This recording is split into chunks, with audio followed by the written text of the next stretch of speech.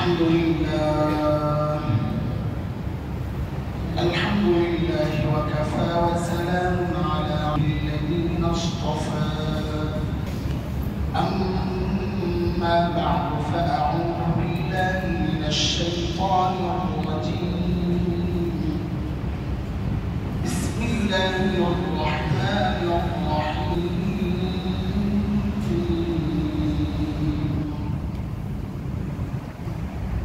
يا أيها الذين آمنوا كتب عليكم الصيام كما كتب على الذين من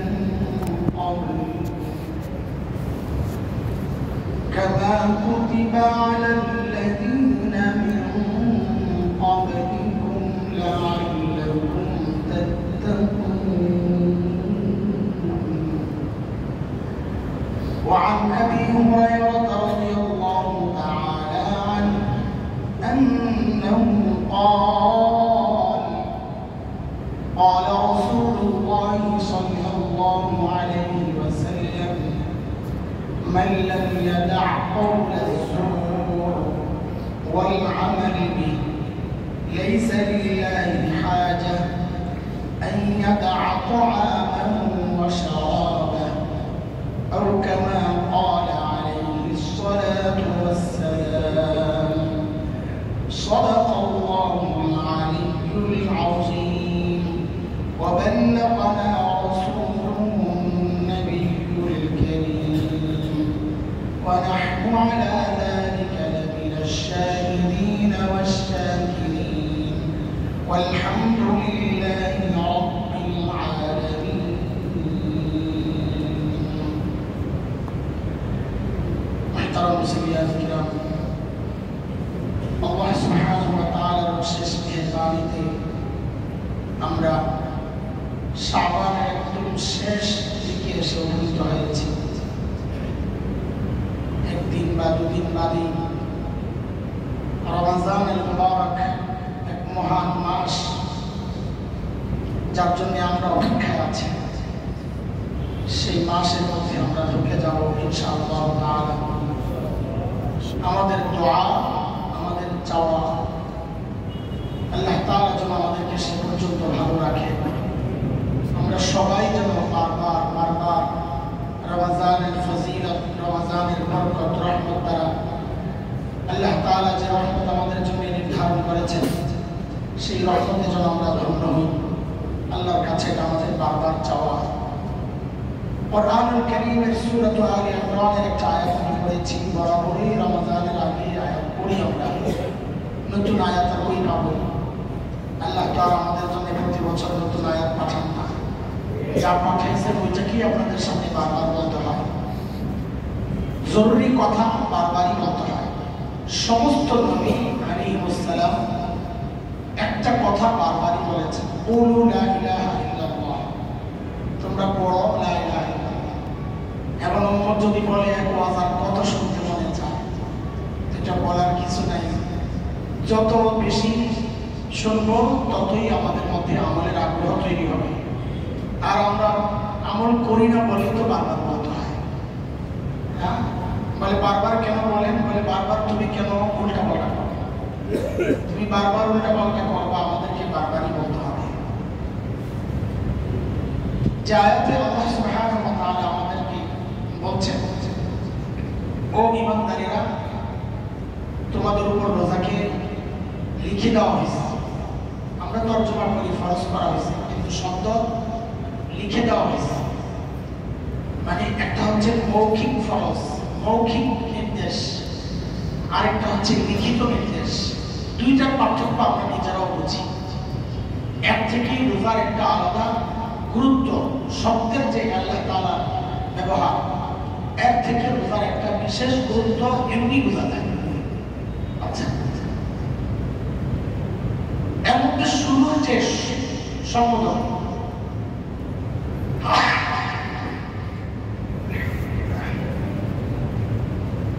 ও ঈমানদারেরা,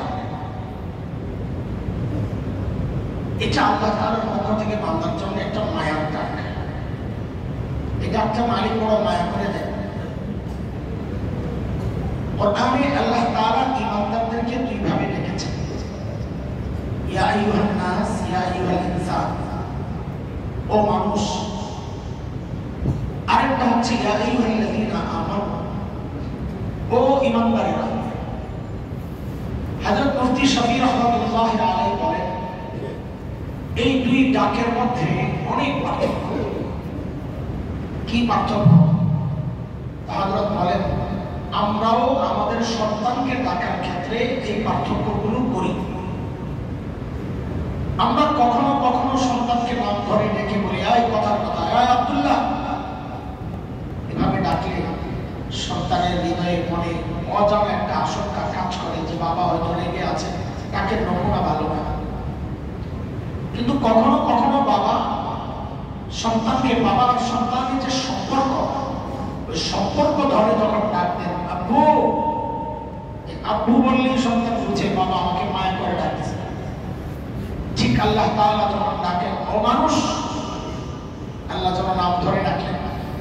কিন্তু যখন আল্লাহ আর বান্দার সাথে যে সম্পর্ক, ঈমানের সম্পর্ক, ওই সম্পর্ক ধরে যখন আল্লাহ ডাক দিয়ে বলেন, ও ঈমানদারেরা, তখন বুঝে নেওয়া যে আমার মালিক আমাকে বড় মায়া করে ডাক দিয়েছে।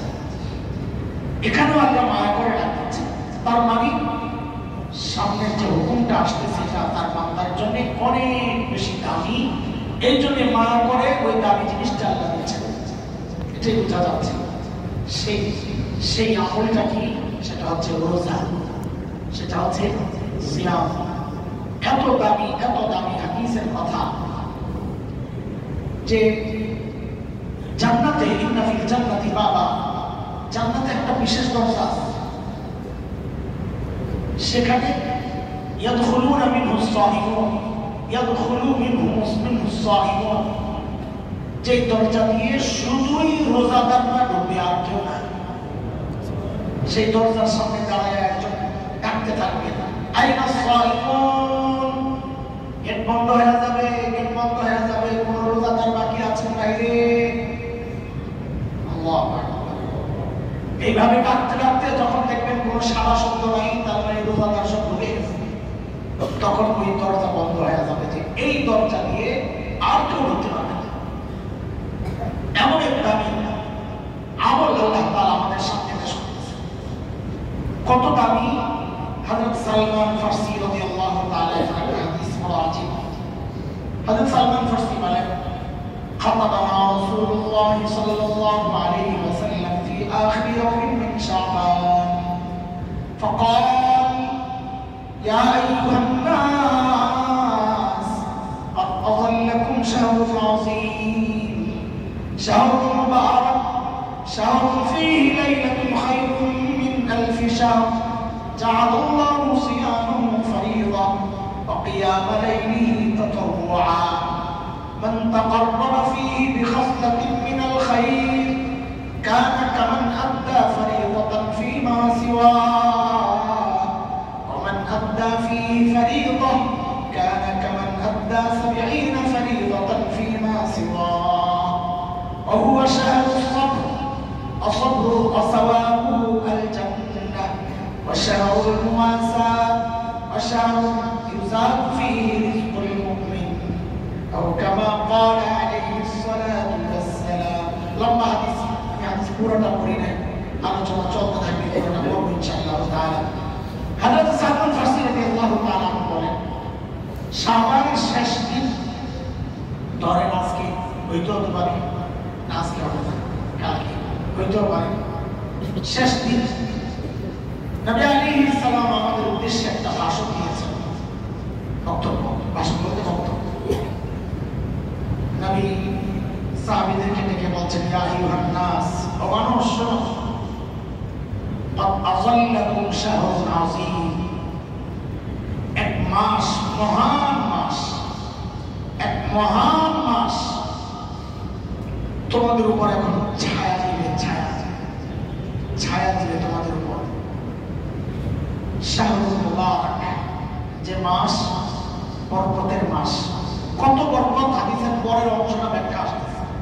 বরকত কত? বরকত মানে অল্প জিনিস দেখবেন অনেক, পাবেন অনেক।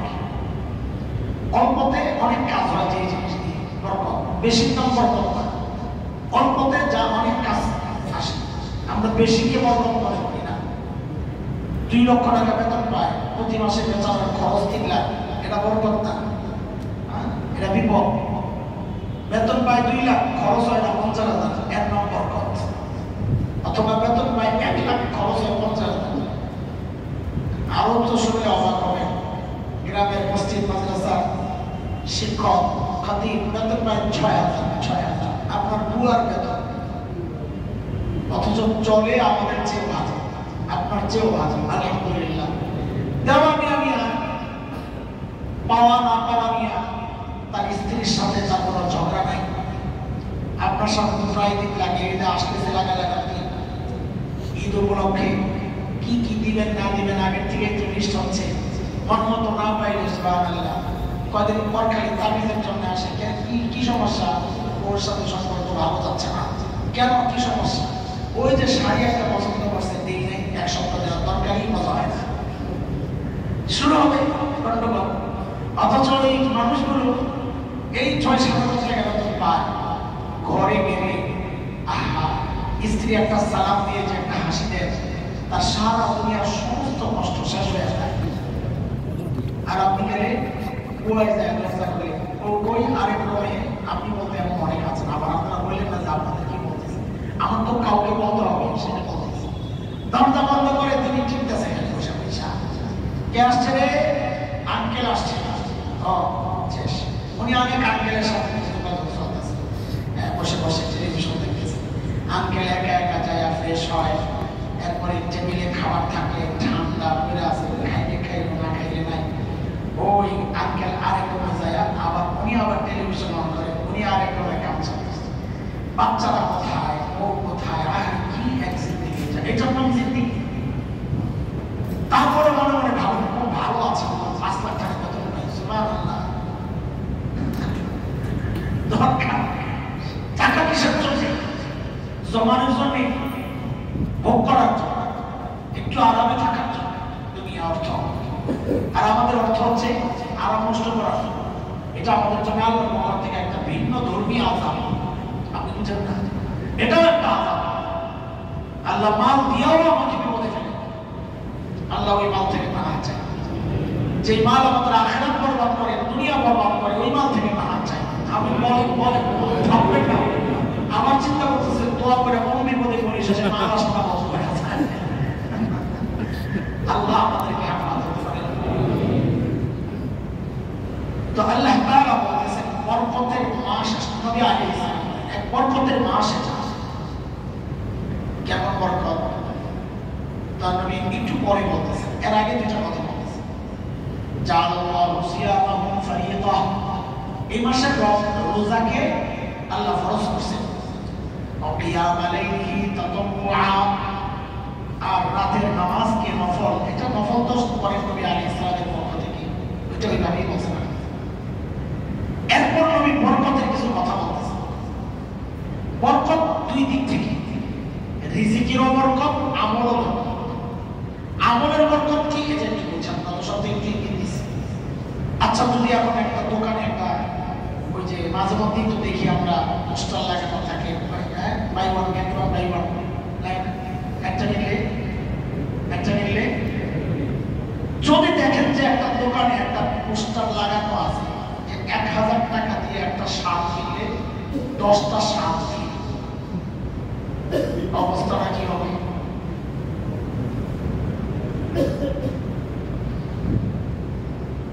বলে না, সরমে মারামারি লাগবে। দোকান ভাবছো কিচ্ছু না পাইলে দোকানদারের সামনে খুলে তাই না নিয়ে যাবে, যেটা দিতে পারিস না অফার আসবে। আমি যদি খালি 20টার অফার আসে, একটা কিনলে 1000 টাকা দিয়ে 20টা। আল্লাহ ওই দিন আমাদের এই এলাকার বাড়ি হচ্ছে, আমাদের চলে যেতে হবে। সারা দেশের মানুষের ভিড় করবে। কেমন? সব বড় বড় ব্যবসায়ীরা হাজির হবে, ট্রাক নিয়ে একটা কিনা 20 টাকা লইতে থাক, এগুলো নিয়ে এলাকায় নিয়ে বিক্রি করবো কম দামে।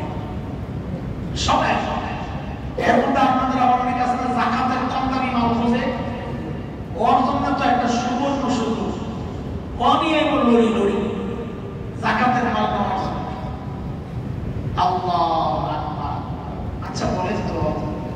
যদি এমন একটা অফার দেয় যে 1000 টাকায় একটা শার্ট কিনলে 50টা শার্ট কিনি, ওই লোকরে গ্রেফতার করবে, ফাইজলামি করতে যেত, তাই না? কেন? এগুলো অনেক বেশি অফার, এটা কিভাবে সম্ভব? অথচ আল্লাহ তাআলার পক্ষ থেকে আপনাদের জন্য, আমাদের জন্য কি হাতিয়ারটা আসছে দেখেন। নবী আলাইহিস সালাম বলেন, মান আদ্দা ফীহি ফরিয়দা কানা কামান আদ্দা 70 ফরিয়দাতান ফীমা সিওয়া। রমজান মাসে কেউ যদি একটা ফরজ আদায় করে, আল্লাহ তাকে 69টা ফরজ বোনাস দিয়ে দেন।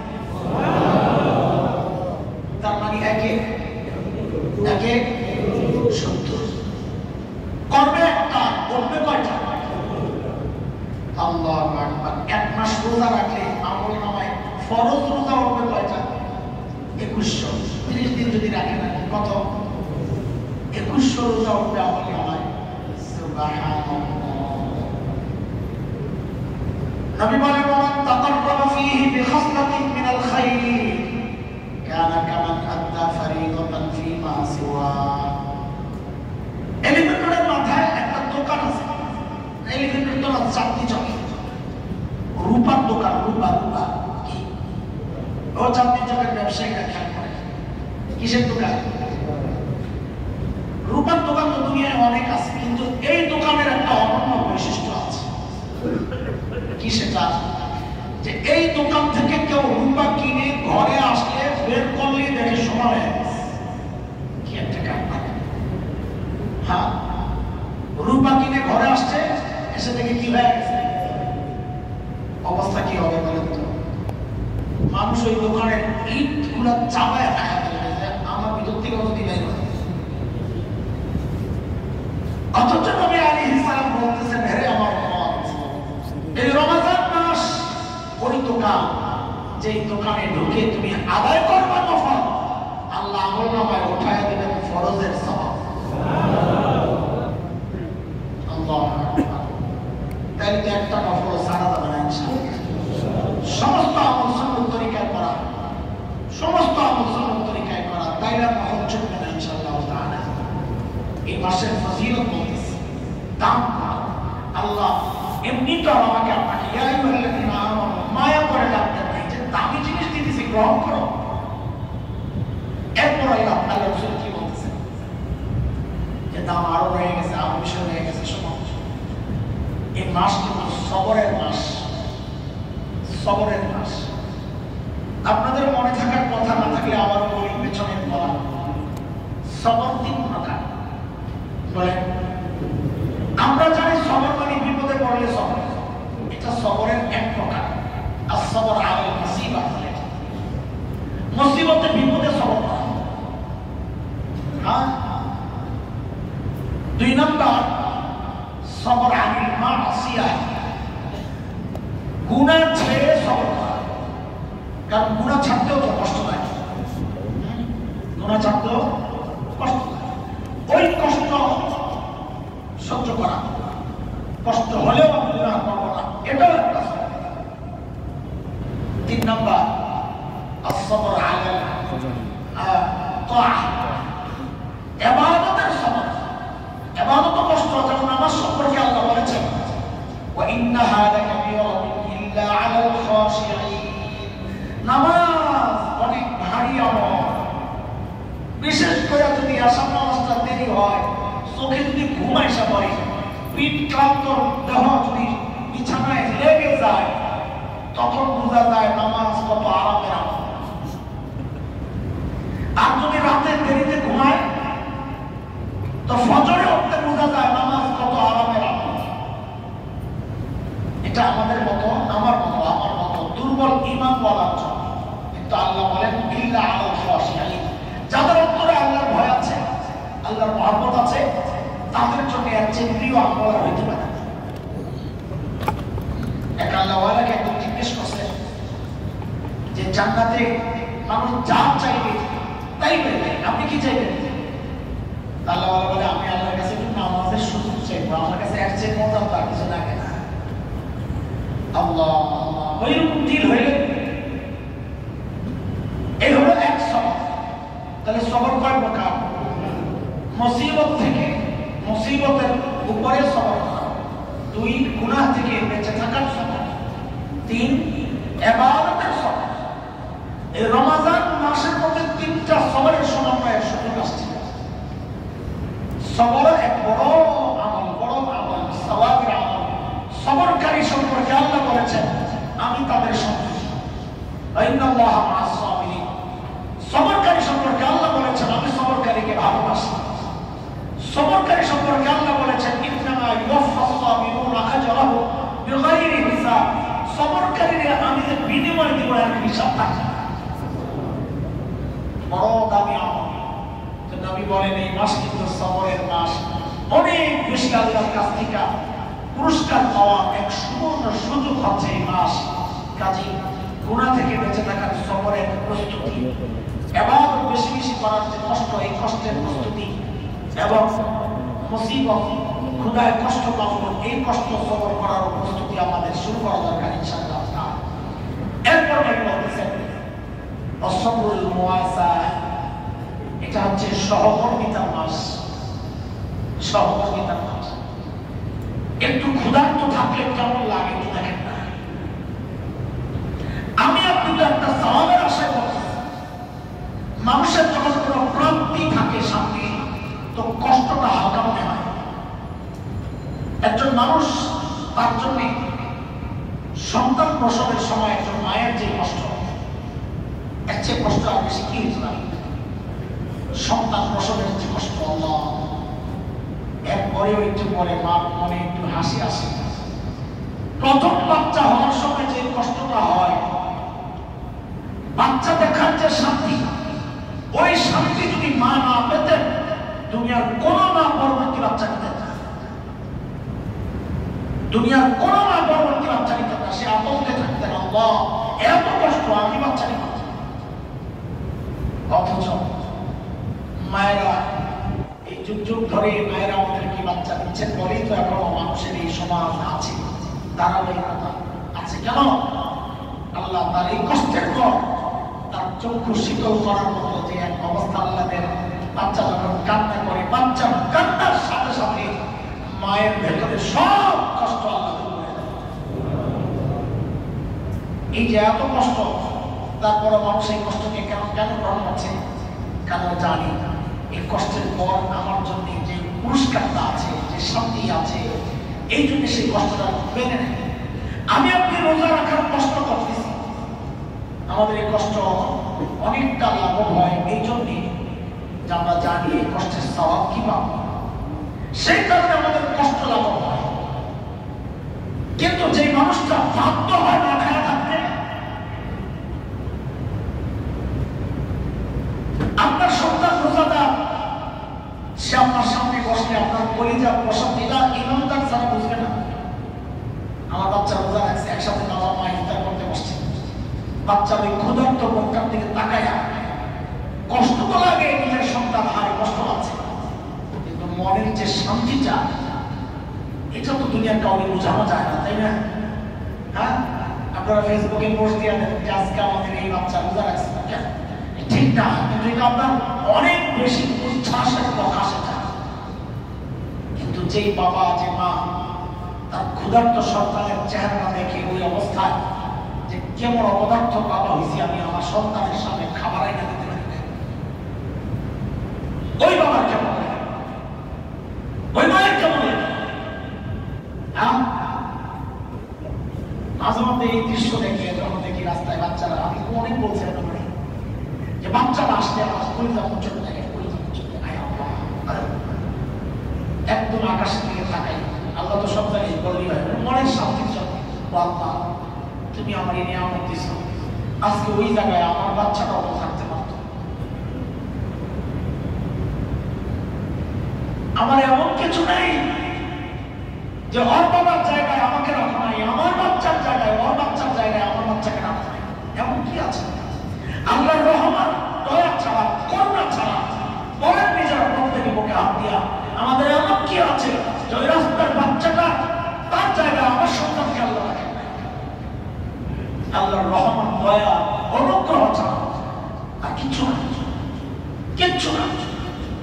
নবী আলাইহিস সালাম সাল্লাম বলেন শাহরুল মুআসা, এই মাস হচ্ছে সহমর্মিতার মাস। একটু ক্ষুধার্ত থেকে তুমি তো থাকছো আল্লাহর বিধান মানার জন্য, আর যারা ক্ষুধার্ত থাকতে বাধ্য হচ্ছে তাদের কষ্টটা একটু অনুভব করার চেষ্টা করো। এই জন্য আপনারা ওই যে বৈশাখ উদযাপন উপলক্ষে যখন ইলিশ পান্তা খান না, তখন আমাদের মিজাজটা খুব বিগড়ায়। বিগড়ায় এই জন্য না যে আপনি বৈশাখ উদযাপন করতেছেন, বৈশাখ উদযাপনের বিগড়ায় হচ্ছে ওই যে মঙ্গল শোভাযাত্রা দেখলে আর বৈশাখী বরফ যেটা রমনা বট বলে হয়, ওইটাও খারাপ লাগে, কারণ ওখানে তো আপনি শিল করতেছেন। আচ্ছা সেই সময় আসলে আল্লাহ বাঁচায় না, কিন্তু এই যে পান্তা খাচ্ছে 10 টাকার ইলিশ 100 টাকায় খাচ্ছেন, আপনি প্রতিদিন তাদের নিয়মিত খাবার পান্তা, এই বৈশাখ উদযাপনের নামে আপনারা তাদের সাথে উপহাস করতেছেন। আল্লাহ শেখাচ্ছে বলটা যে না, গরিবের কষ্ট অনুভব করার চেষ্টা করো। আল্লাহ এমন একটা আমল দিয়েছেন রোজা, এটা গরিবের কষ্ট অনুভব করার একটা মাধ্যম। আল্লাহ নবী বলেন বহু শাহরুল মুআসা, এটা সহমর্মিতার মাস। যারা বাধ্য হয় ক্ষুধার্ত থাকতে তাদের কষ্টটা একটু দিন থেকে অনুভব করার চেষ্টা করো। তো চেষ্টা করবো, কেমনে করবো? হাদিসের পরের অংশ আসতেছে, আমরা আসতেছি ইনশাআল্লাহ। এরপর আল্লাহ তাআলা বলেন ওয়াশাহরু ইউজাদু ফীহি রিজকুল মুমিন, এটা এমন মাস আল্লাহ তাআলা যে মাসে মুমিনের রিজিক বাড়ায় দেন, বরকতের নমুনা দেখাচ্ছে এগুলা, রিজিক বাড়ায় দেন। আপনি নিজেই চিন্তা করেন, রমাদানে যা খায় সারা বছর মিলেও মনে হয় এই খাবারের আয়োজন হয় না। হ্যাঁ, যে কোনো বিষয়, যে কোনো ভাবে, ধনী হোক গরিব হোক, যে কোনো ভাবে রমাদানে বিশেষ করে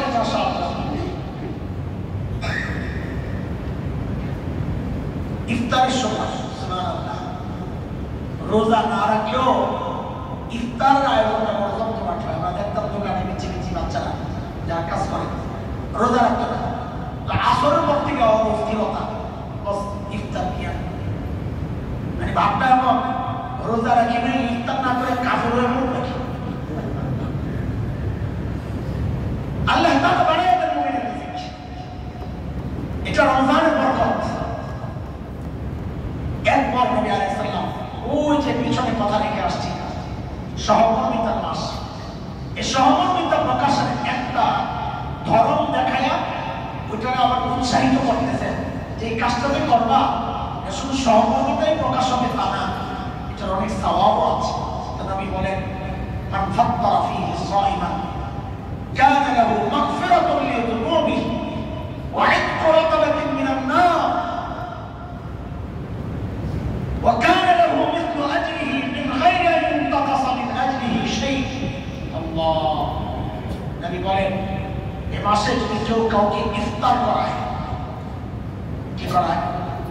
ইফতার করায়, তো ইফতার করাইলেই তো সহমর্মিতা প্রকাশ করতেছে না। কিন্তু আপনি যদি আবার না করেন, এটাকে যদি আমলে না নেন, তাহলে এটার দাম বাড়াইছে। যে অন্য সময় খাওয়াইলেও সওয়াব হয়, কিন্তু একজন রোজাদারকে যদি খাওয়াও, ইফতার করাও, তো তার সওয়াব কি?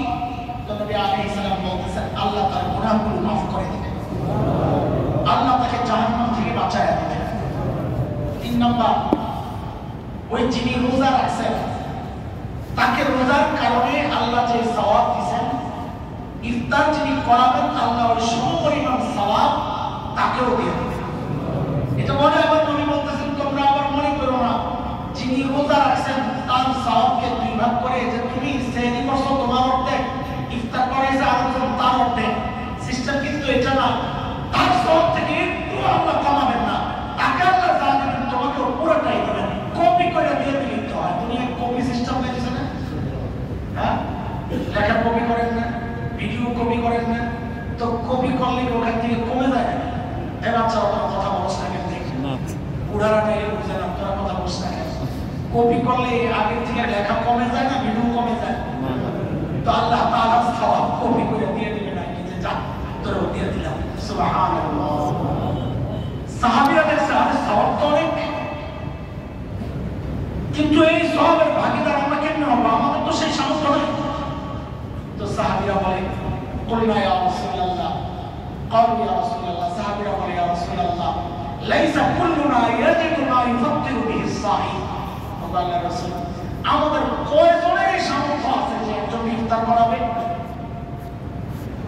নবী আলাইহিস সালাম কি বলেন জানেন আরে শোনো এতক্ষণ যা বলছি কার জন্য হ্যাঁ এই সওয়াব কার জন্য এই সওয়াব আল্লাহ তাকে দিবেন মান ফাত্তারা على مسخة لبن من فطر صائما على مسخة لبن أو شربة من ماء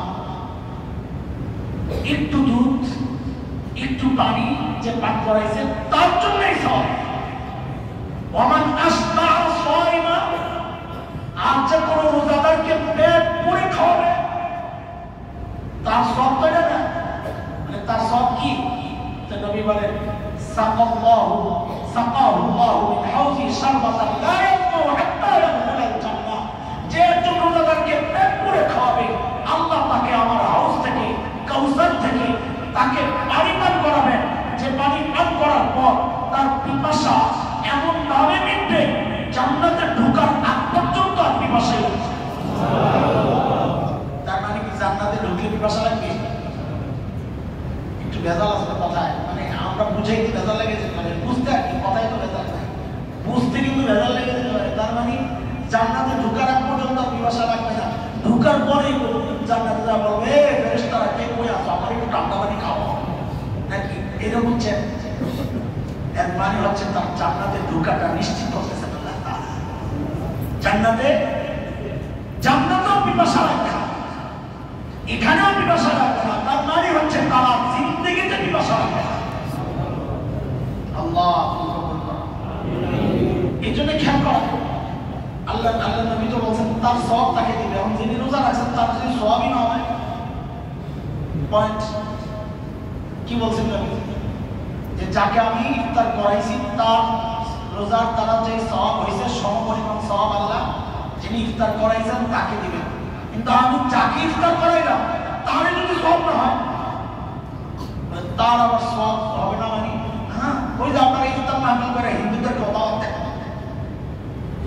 হ্যাঁ ইফতার মাহফিল করে হিন্দুরা দাওয়াত দেয় নেতারা দাওয়াত দেয় নেতা বলে শরীয়তের সাথে আমাদের কোনো সম্পর্ক নাই ওই নেতা দাওয়াত দিয়ে আপনি ইফতার করাইবেন আর সওয়াবের আশায় বসে বসে তসবিহ টিপবেন এত সোজা না এই জন্য ইফতার করানোর সময় খেয়াল করা আমি যাকে ইফতার করাবো তার সওয়াব হচ্ছে কিনা আরে আমি সব ক্ষমতা থেকে আরে কপি করার জন্য এই জায়গায় লেখা থাকা লাগবে না এই যে কপি বলছি আগে যে কপি যে করবেন ওখানে লেখা থাকা লাগবে না লেখা ছাড়াই কম দিয়ে কপি করে নিয়ে আসবেন কপি করা যাবে আসার পর দেখবেন খালি মিষ্টি কি কপি করছে হ্যাঁ কথা বলছ না কি মিষ্টা খালি মিষ্টা কপি করার দরকার কি এই জন্য ইফতার করানোর সময় আমার খেয়াল করা মানুষটা নেককার কিনা আমি কথাটা বুঝাইতে পারতেছি আপনাদেরকে এই ধারাও ইফতার মাহফিলের কোনো মূল্য নাই এই ধারাও ইফতার মাহফিল এগুলা কি বলবো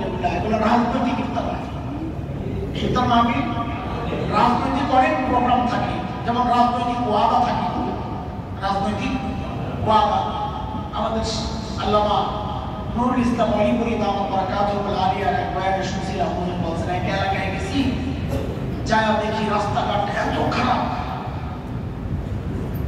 তো চেয়ারম্যান সাহেব বসা তাই বললাম এই রাস্তা ঠিক করেন তার একদম তার প্রতিপক্ষ উনি বলতেছে হুজুরে ভোটে দাঁড়ানোর আগে সব কথা দিচ্ছে সব করে বলে সিঙ্গাপুর বানায় ফেলবো এমনই তো হয় সমাজ পানি হয়ে যায় বৃষ্টির দিন আর দলের চালুকাররা যায় বলে এই দেশ তো বাংলাদেশ মনে হচ্ছে না আয় আল্লাহ তো হুজুর বলে আমি চেয়ারম্যানকে জিজ্ঞেস করলাম ওয়াদা দিছিলেন তো বলে হুজুর এগুলো তো রাজনৈতিক ওয়াদা এছাড়া সরল শিকার হুজুর বলে রাজনৈতিক ওয়াদা আবার কোনটা তুমি ব্যাখ্যা দিচ্ছেন রাজনৈতিক ওয়াদা মানে যেটা দেওয়া যায় করা যায় না যেটা দেওয়া যায় চেয়ারম্যান সাহেব আমার রাগ হয়ে আপনার এলাকায় রাস্তা ভালো আছে আমি দিকে আসছি এক চেয়ারম্যান বসা আমাকে টাকা হাসতেছে আল্লাহ যাই হোক কথা বলতেছিলাম, এমন কাউকে আমি খাওয়াবো না যাকে খাওয়ানো এটা শুধু রাজনৈতিক খাওয়ানো হয় না, এটা ফ্যাশন না, হ্যাঁ এটা একটা আল্লাহর সামনে উপহাস করা, যাকে তাকে ইফতার না হলে দাও খাওয়াতে, আরে কি আছে সমস্যা? আরে ভাই এটা তো ইবাদত, এটা ইবাদত। আপনি ইবাদতকে নাপাক মানুষকে আইলা এলাকে নোংরা বানাইতে পারেন না, আপনি এটা ইবাদতের সাথে উপহাস করা। আপনি তাকে ঈদ উপলক্ষে গিফট পাঠান, একটা হিন্দুর বাড়ি খাবার পাঠান, আপনি তার বিয়ে সাথে অনুষ্ঠানে হাদিয়া পাঠান, কিন্তু ইবাদতকে সাইড করে রেখেন। ইবাদতের সাথে ভিন্ন ধর্মীদের সাথে মিলাবেন না। সামাজিক কৃষ্টি কালচার, সামাজিক আচরণগুলো সর্বোচ্চ সুন্দর আচরণ দেখাবেন। আপনি মুসলমান, সর্বোচ্চ সুন্দর আচরণ দেখাবেন, এটা নিয়ে কোনো বাধা নেই। তার সাথে হাসি দিয়ে কথা বলা, তার জন্য আল্লাহর কাছে হেদায়েতের দোয়া করা, তার বিপদে দৌড়াইয়া যাওয়া, হ্যাঁ তার যে কোনো সমস্যায় দৌড়াইয়া যাওয়া, তাকে মাঝে মধ্যে হাদিয়া দেওয়া, তার বিয়ে শাদীর মধ্যে হাদিয়া দেওয়া, সব করে আমাদের বাধা নাই না। আমরা বলবো আপনাদেরকে উৎসাহিত করতেছি, আপনার ওই আখলাক, আপনার ওই চরিত্র, আপনার এই সুন্দর আচরণ দেখে যেন সে আপনার প্রতি আকৃষ্ট হয়। আমাদের গর্বে মুখটা ফুলে গেছে। গত 2 দিন আগে একটা ছবি দেখি, ইসরায়েলি বন্দীরা বিদায় নেওয়ার সময় আমাদের তাদের কপালে চুমু দেওয়া যাচ্ছে। এটা ইসলাম, এটা ইসলামের সৌন্দর্য। আলহামদুলিল্লাহ, আমরা বলছি না আমরা অমুসলিমদের সাথে রূঢ় আচরণ করে না, যেখানে রূঢ় আচরণ করা দরকার ওখানে ঠিকই করতে হবে। সেটা কোনটা? ও যদি আমার ইসলামের বিরুদ্ধে দাঁড়ায় যায়, হ্যাঁ তখন আমার আল্লাহর নির্দেশ কি? ওয়ালিয়াজিদু ফীকুম গিলযা, ওয়ালিয়াজিদু ফীকুম গিলযা, এরা যেন তোমাদের মধ্যে কঠোরতা পায়। দ্বীনের ব্যাপারে, শরীয়তের ব্যাপারে কঠোর হওয়া, ব্যক্তি জীবনে, সামাজিক জীবনে তাদের সাথে সুন্দর আচরণ করা, এটার নাম ইসলাম, এটার নাম। আমি সেই নবীর উম্মত, যেই নবী আলাইহিস সালাম বলেছেন খাওয়ার সময় পাশের ঘরে গিয়ে ইহুদির ঘরের খবর নিও। আমি সেই নবীর উম্মত, যে নবী ইহুদির কাছ থেকে দাঁড়ায় গেছেন যে মানুষ, আমি সেই নবীর উম্মত। কিন্তু দ্বীনের ব্যাপারে যেই নবী, আর যেই নবীর উম্মতটাই ধরেন না, সাইয়েদনা আবু বকর বদরের যুদ্ধে ছেলে মুহাম্মদ মুসলমান হন নাই তখন। আবু বকর বেচারা জিন্দেগিতে বহু কষ্ট করছেন, পারিবারিক কারণে, মনের কষ্ট। বাবাও আবু কুহাফা মুসলমান হয় না, উম্মে খায়ের মুসলমান হয় না, মা ছেলে মুহাম্মদ মুসলমান হয় না। আরে কি অবস্থা, চিন্তা করেন তো কেমন লাগে বেচারা। মানে আপনি নিজে এত বড় হুজুর, ঘরের অবস্থা কেন? আমরা তো পারলেই খোঁজা দিয়ে দিতেন, ফেসবুকে একটা পোস্ট দিয়ে দিতেন, আবু বকর ভাবলাম নিয়ে ঘর ঠিক করতে পারেন না, দিতেন না ফেসবুকে একটা পোস্ট। আমাদের বদভ্যাস এই জায়গায় দেখেন আবু বকর কি ব্যর্থ না?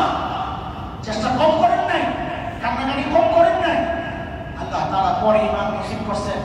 বাবা তো একদম শেষে, একেবারে মক্কা বিজয়ের দিন মুসলমান হিসেবে আবু কুহাফা ভুরু সাদা হয়ে গেছে, মোজদারি সাদা হয়ে গেছে, চুল সাদা হয়ে গেছে।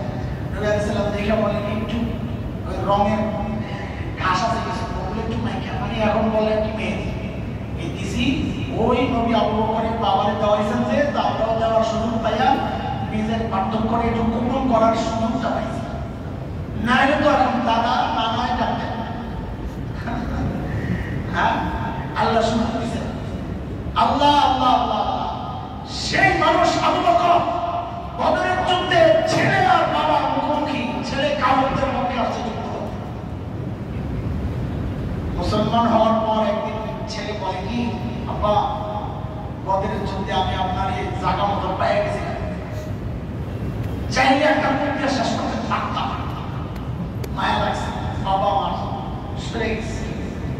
সাইয়েদনা আবু বকর সাথে সাথে বলছেন, বাবা তোমার কপাল ভালো, আমি কাউকে কিন্তু তোমাকে ছাড়তাম না, কারণ আমার ইসলাম আগে সন্তান পড়ে। দ্বীনের ব্যাপারে সেটা কত কঠোর। একটা হচ্ছে দ্বীন, আর একটা হচ্ছে সামাজিক ব্যবস্থায় যেটা। আমি মুসলমান হিসেবে মুসলমান সবচাইতে সামাজিক মানুষ, তার আচরণ হবে সবচাইতে উন্নত। এটা আমার নবীর শিক্ষা, দ্বীনের ব্যাপারে আমাকে কঠোর থাকতে হবে। আমরা করি কি সামাজিক সম্পর্কগুলো নষ্ট করি আর দ্বীনের ব্যাপারে নির্মিত করি। যার যার ধর্ম শেষে দেখে পরে বলার একটা মুখের একটা অধিকার আছে না, বাক স্বাধীনতা, এই বাক স্বাধীনতার সুযোগ নিয়ে ওই রাখাল রানা কি আল্লাহ নবী সাল্লাল্লাহু আলাইহি ওয়াসাল্লাম যা তা কথাবার্তা আমাদের স্পষ্ট পয়গাম এই জায়গা আপনারা শুনে রাখেন। আমি জানি না দেশের আইন আদালতের বিরুদ্ধে যায় না পক্ষে যায় জানি না, কিন্তু আমি তো আল্লাহর মানি। সেই জায়গা থেকে আপনাদেরকে জানাই সাক্ষীও রয়েছে, সাক্ষী থাকে কোনো পর্ব নাই এই জায়গায়। যারা মুখ সামলাইতে পারবে না দ্বীন আর শরীয়তের ব্যাপারে, আমার নবীর ব্যাপারে, খোদার কসম আমার হাত তখন স্বাধীন হয়ে যাবে ইনশাআল্লাহ। মুসলমানের হাতকে স্বাধীন হওয়ার হতে আপনার বাধ্য করেন না। শেষে আমার বলবেন না আমরা উস্কে দিচ্ছি, এটা আল্লাহর বিধান। আল্লাহর বিধান মানে আমি সূরা আহজাবে আসছে আইনা মা রাসূলু ওখিযু ওয়া কুতিলু তাকতিলা। যারা আল্লাহর রাসূলের গালিবে কষ্ট দেয় ওদেরকে যেখানে পাওয়া যাবে ধরে আল্লাহ ভালো যদি সব জায়গায় মিটিং চলে না। আমাদের যেখানে আচরণ সুন্দর দরকার সেখানে হয়ে যায় রুড়ো কঠিন, আর যেখানে কঠিন হওয়া দরকার সেখানে যায় মিনমিন করি। যার যার কথা, এটা স্বাধীন দেশ, এটা নিরপেক্ষ ধর্ম নিরপেক্ষ দেশ, কাদাম থাকে। তোমার মুসলমান নাম দিয়ে তুমি পরিচয় করো না, তোমার মতো মুসলমান আমাদের দরকার নাই। যে যার যার ধর্মের প্রচার না, যার যার ধর্মের প্রচারের সুযোগ দেয় তুমি মুসলমান এই কথা বলতে পারো না। ইন্না দ্বীন ইনদাল্লাহিল ইসলাম, ধর্ম একটা, ধর্ম একটা। সেদিন আমরা গেছিলাম দিনাজপুর এই গত সপ্তাহে, তো দুইটা ছোট্ট বাচ্চা, ওই যে সাক্ষী আছে, দুইটা ছোট্ট বাচ্চা আসছে মুসলমান। তো পাশে এক আলেম ছিলেন, নওজোয়ান আলেম, নাম বলে অনেকে চিনবে, আমি নাম বলছি না। নওজোয়ান যেহেতু ওইভাবে চিন্তা করে মানুষ হক এবং কামেল, কিন্তু বয়সের কাজে একটু চমক। তো বাচ্চাদেরকে ধরে বলতেছে তোমরা শ্রেষ্ঠ ধর্ম গ্রহণ করছো না, দুনিয়া অন্যতম শ্রেষ্ঠ ধর্ম আমি ধরছি, অন্যতম একমাত্র ধর্ম, একমাত্র সহি ধর্ম, অন্যতম শ্রেষ্ঠ বললেন আমি, বাকিগুলো আছে পিছিয়ে না। এই কথা বলার কোনো সুযোগ নাই। আর মুসলমান খেয়াল করে এই কথা বলার কোনো সুযোগ নাই। ইসলাম আসার পর সমস্ত ধর্ম আল্লাহ বলেছেন, এটা কোরআনের কথা, ওমাই ইয়াবতাগি গায়রাল ইসলামি দীনা ফালা ইউকবাল। আল্লাহ বলে ইসলাম ছাড়া অন্য কোনো ধর্মের কথা আমি শুনতে চাই না।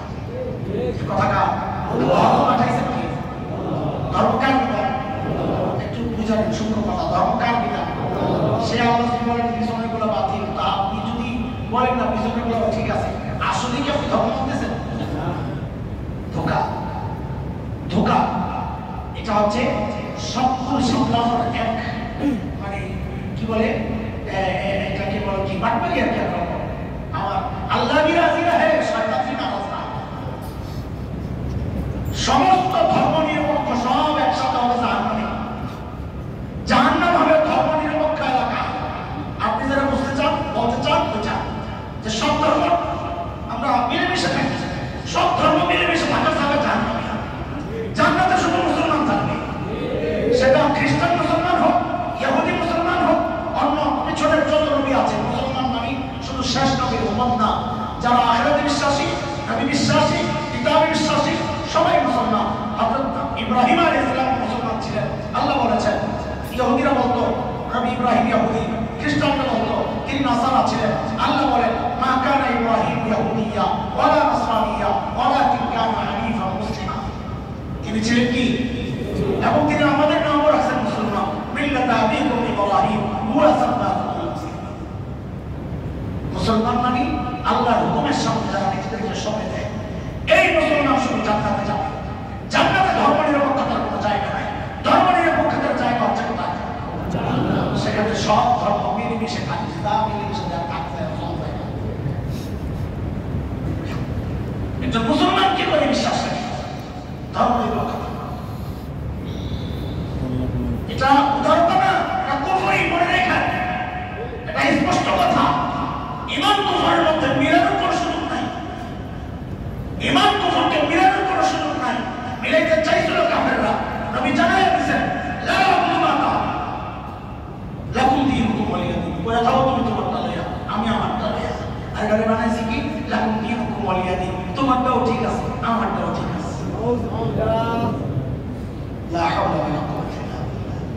এটার নাম উদারতা না, এটার নাম কুফরি। এটার নাম কি না? এটার নাম উদারতা না, এটা কুফরি। এই মতবাদ কুফরি মতবাদ।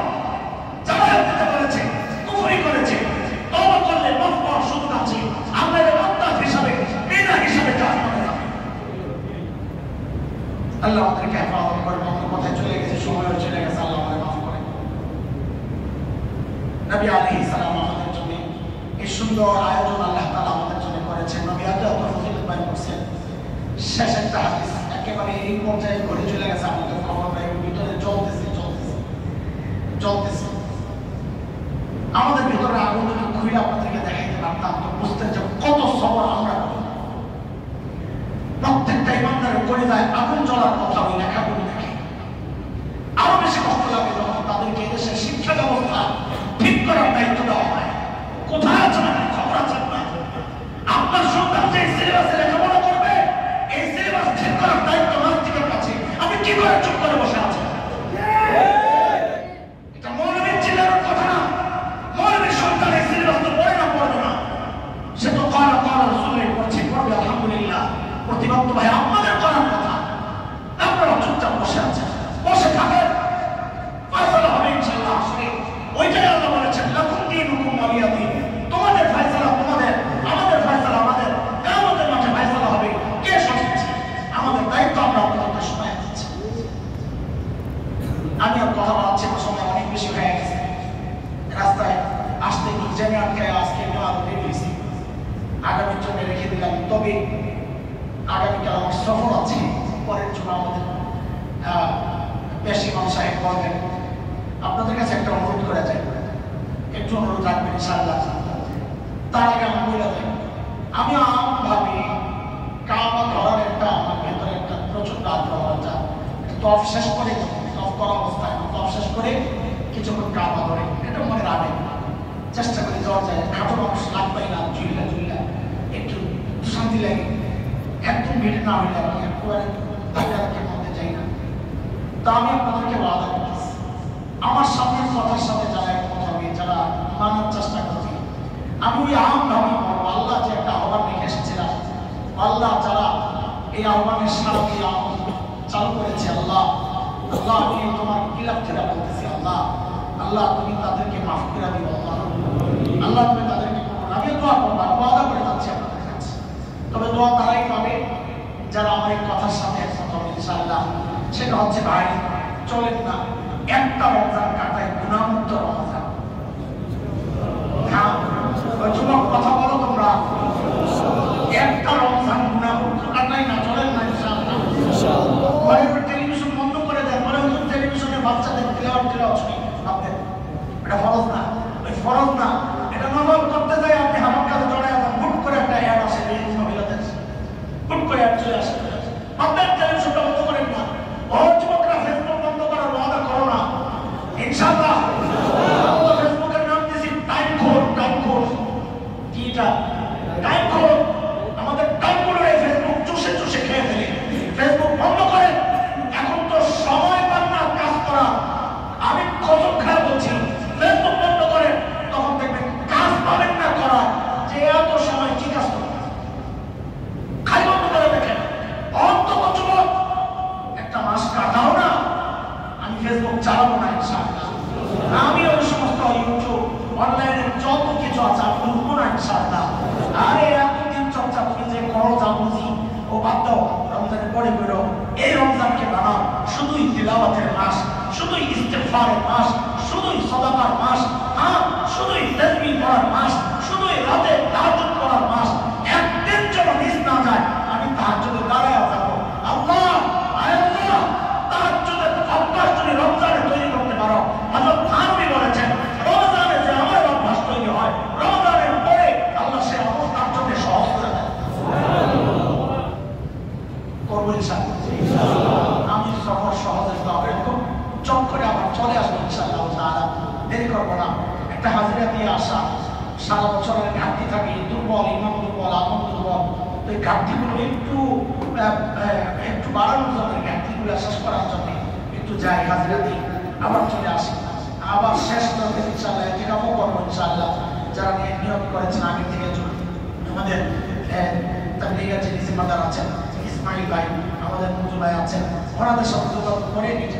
করে নেবেন। আমরা খুব বেশি লোক জায়গা দিতে পারি না, যারা করার ইচ্ছা আছে আগে আগে যোগাযোগ করে নেবেন, আমি চলে আসবো ইনশাআল্লাহ তাআলা। আল্লাহ তাআলা সে পর্যন্ত আমাদের সবাইকে ভালো রাখেন, আপনাদেরকেও ভালো রাখেন। আমিন। ওয়া